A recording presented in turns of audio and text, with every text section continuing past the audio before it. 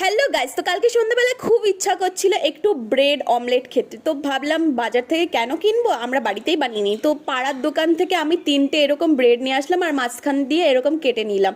তিনটেই আমরা কেটে নিলাম। আমি আর আমার বৌদি বানাচ্ছিলাম কালকে। তো এই রেসিপিটা আমার আর আমার বৌদির।